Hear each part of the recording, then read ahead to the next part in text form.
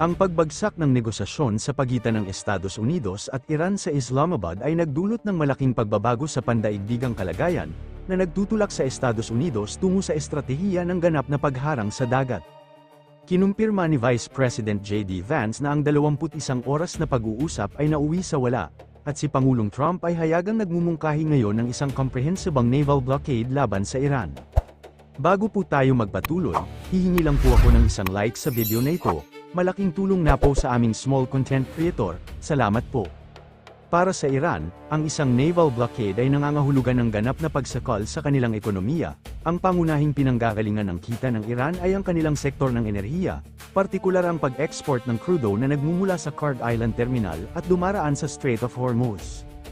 Sa ganap na pagputol sa rutang pandagat na ito, layunin ng Estados Unidos na pababain sa zero ang kita ng Iran mula sa langis. Ang estratehiyang ito ay kahalintulad ng maximum pressure campaign na dati nang ipinatupad ng Estados Unidos. Hindi lamang ito tungkol sa pagpigil sa pagpasok ng armas o kagamitang militar sa Iran, ito ay tungkol sa pagsakal sa kanilang pangunahing pinagkukunan ng kita.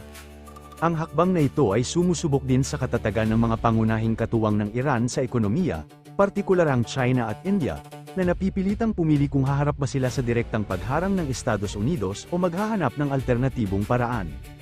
Sa aspektong militar, isang napakalaking operasyon ang ganitong hakbang ngunit nananatiling posible para sa US Navy dahil sa napakalakas nitong puwersa sa rehiyon. Ang pagpapatupad ng blockade sa Strait of Hormuz, isang makitid na lagusan na humigit kumulang 21 milya ang lapad sa pinakamasikip na bahagi, ay nangangailangan ng ganap na kontrol sa ibabaw ng dagat, ilalim nito, at himpapawid. Handa ang Estados Unidos na isagawa ito sa pamamagitan ng presensya ng mga Carrier Strike Group na pinangungunahan ng USS Gerald R. Ford at USS Abraham Lincoln.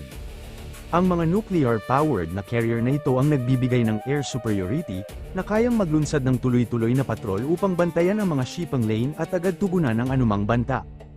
Ang pagpapatupad ng blockade ay isasagawa ng mga guided missile cruiser at destroyer, na magtatatag ng mahigpit na exclusion zone. Sa tulong ng advanced radar at satellite surveillance, matutukoy ng Navy ang mga tanker at cargo ship na susubok makipagkalakalan sa Iran. Magpapadala ng mga boarding team gamit ang helicopter o maliliit na bangka upang magsagawa ng inspection, at kung kinakailangan, harangin o i-redirect ang mga barko.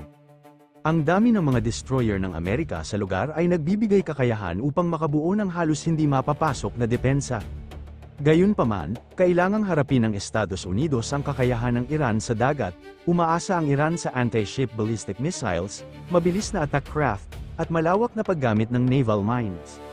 Upang kontrahin ito, gumagamit ang mga destroyer ng Amerika ng Aegis Combat System upang lumikha ng depensa laban sa missile. Bukod dito, kinumpirma rin ni Pangulong Trump na nagsimula na ang operasyon sa pag-clear ng mga mina sa ilalim ng dagat sa Strait of Hormuz. Sa pamamagitan nito, nababawasan ang kakayahan ng Iran na hadlangan ng pagdaan sa rehiyon. Sa kabuuan, ang paglipat mula sa direktang pag-atake patungo sa tuloy-tuloy na blockade ay isang estratehiya ng pangmatagalang pag-ipit. May kakayahan ang Estados Unidos, sa pamamagitan ng kanilang carrier groups, warships, at teknolohiya, na tuluyang isara ang Strait of Hormuz para sa Iran. Para sa Iran, ang epekto nito ay posibleng pagbagsak ng ekonomiya at pagliit ng kanilang mga opsyon sa diplomasya at estratehiya. Ang blockade ay idinisenyo upang pilitin ang pagtatapos ng tunggalian sa pamamagitan ng pagpapataas ng gastos ng patuloy na paglaban, hanggang sa ito ay maging imposibleng ipagpatuloy.